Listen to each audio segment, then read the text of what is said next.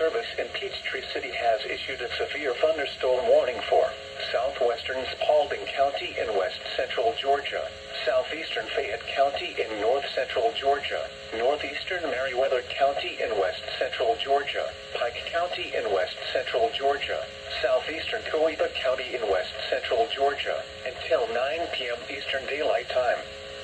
At 8:17 p.m. Eastern Daylight Time, a severe thunderstorm was located over Wooster, Oregon, 8 miles northeast of Greenville, moving east at 40 miles per hour. Hazard, 60 miles per hour wind gusts and dime-size hail.